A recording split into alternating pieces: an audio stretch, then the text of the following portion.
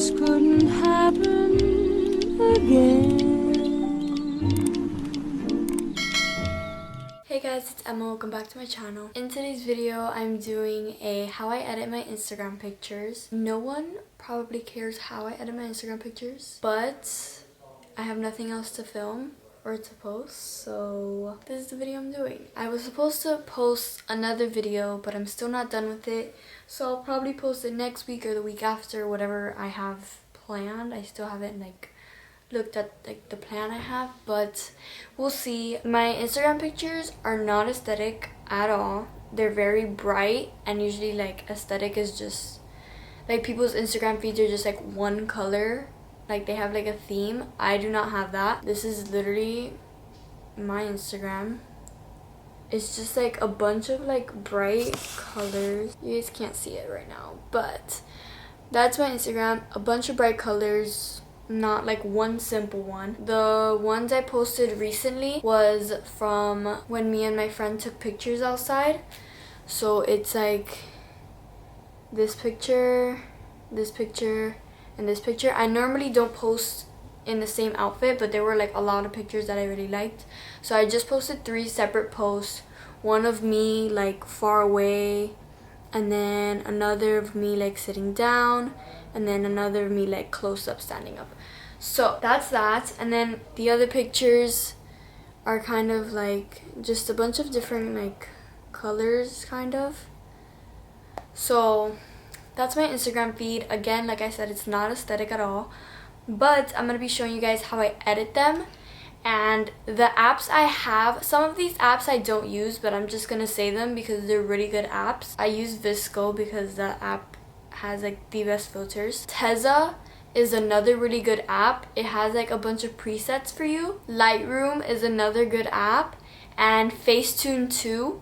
I don't use Facetune to Facetune anything, but on Facetune they have this option on the bottom to edit the picture. So I'm just gonna choose a random one. So let's say I chose this one. It's a selfie I took the other day. So let me screen record so you guys can see what I'm doing. So I guess we're just gonna start with Facetune 2 because whatever. On the bottom they have this option here that says edit, and I don't do this anymore, but I used to do it. So basically you could adjust the brightness. I don't know what I do with this one. I probably put it down a little bit.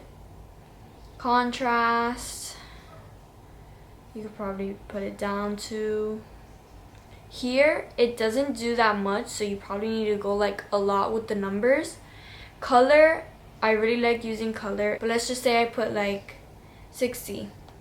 Sharpen, I probably wouldn't sharpen it, maybe just a little bit. Grain, everyone uses grain, but I don't like the grain on Facetune, so I usually just edited the picture here and went to VSCO to put grain, but now I just edit on VSCO. Light is also really good, which you could adjust the light obviously. And then shadows, I usually put shadows down, highlights down, and then saturation, put it up a little bit. So they have a bunch of options to edit on Facetune too, and that's basically all I edit on that. So that's Facetune, super simple. This is the before and the after. So yeah, like I said, Facetune 2 is super underrated. You can literally edit so good on this, and you don't even have to pay for anything. We're gonna go to Tezza next. So on Tezza, I have not posted a picture that I've edited on this, but I tried it once with me and my friend's pictures. So let's choose one from a little photo shoot the other day. So this app just has a bunch of presets. You do have to pay for some of them. I'm still debating if I should or not, but they come with 5, I think. 1, 2, 3, 4, 5, 6.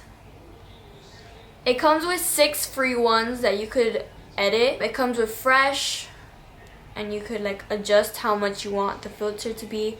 Vintage, which is really nice. Next is mood, which it kind of is a disposable camera type filter, I guess you could say. Mood 3, there's, I don't even know how to say that, but this one Then there's Lush, which this one I also really like. So those are the 6 filters it comes with. The other ones you have to pay for. So yeah, they have a bunch of other filters that you could get. So then once you choose a filter, let's say I choose vintage, I want to edit the filter a little bit just so that it's not like too much. So I'd probably put like 25 maybe. And then you get to do the same thing basically that VSCO has. You get to put down the exposure if you want. I'd probably put it up a little bit because this picture is kind of dark. So put it up to like 5. Brightness, you could adjust that. I'd probably put it down just because I just think it looks nicer. So like -10. Contrast, you could edit that too. Shadows, I usually play around along with shadows a lot. And also, it just depends on the picture of what the lighting is. If you're like taking a picture on a boat, obviously there's gonna be more light because you're in the middle of the ocean and there's the sun hitting you everywhere. But like if you're in your backyard, you have the sun hitting you, but not from everywhere. You know what I mean? So the lighting is like different in every picture, so it just depends on the picture and how you want to edit it. But that's how you edit on Tezza. This app is really good. I really hope I have a picture that I could actually edit with this app because they have a lot of like really cute filters here. Lightroom has a lot of options, like really. And so let's pick a picture. This one has a lot of options too. You could also click auto and it just edits the picture for you, but it doesn't make it look aesthetic. It just like brightens up the photo. You could put auto and just have it brighten up the picture, but I usually don't do that.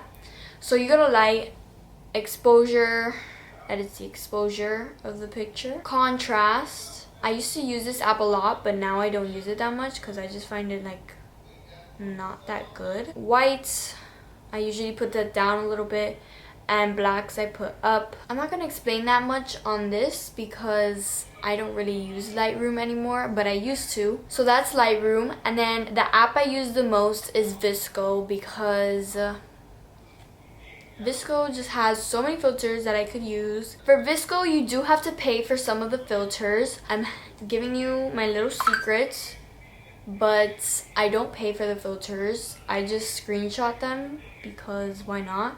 So you could just like zoom out and take a picture of it. If you didn't know that, then there you go. Oh my god, this one is so nice.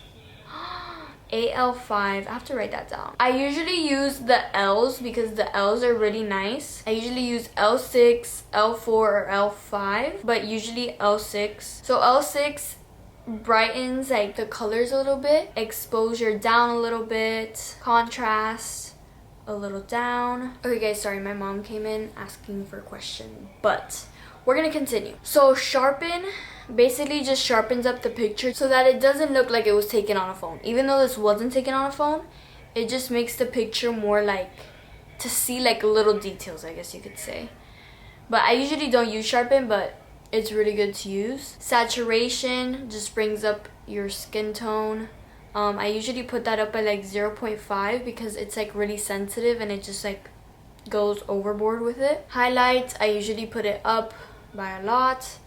Shadows, I usually put a little bit, so like 2 points. Skin tone makes it a little pink, which looks really nice actually. And then grain, which obviously looks really good. I used to do a lot. I used to probably do like this much in my pictures, but now I've learned to like kind of make it less noticeable but like noticeable. So I'd probably put it at like 2.5. It just also, the grain kind of depends on the picture too, but I'll probably put it at like 2.5 for this picture, or like 2 points, so that it's just like not that noticeable. So then the before and the after, again I screenshot it and then just edit around it so that, you know, I'm not gonna be that precise with my editing, but you crop it and it looks like that's just your picture. Basically how I edit my pictures. I do nothing interesting. This is probably like every other YouTuber you've probably watched, but it's very simple. I don't think I edit like that it's too hard for anyone, but I do suggest using VSCO because they have literally so many filters that you could use. They have so many filters that you could use that I clearly use. I usually stick to one, which I actually hate because they have so many good filters that I need to start using. Like the one we just found out today, AL5 or something like that. That one was like super nice. I'll probably use that in one of my recent posts. But yeah, I'll put some of the pictures that I posted on my Instagram on the screen so you guys could kind of see like what they end up turning out to be and what I actually post. But that's basically the end of the video on how I edit my Instagram pictures. I hope you guys enjoyed. Make sure to give it a like, comment down below what other videos you want me to do for September because it is September 2nd already, and subscribe to see more videos. I post every Tuesday and Thursday. Yeah, thank you guys for watching. Bye guys.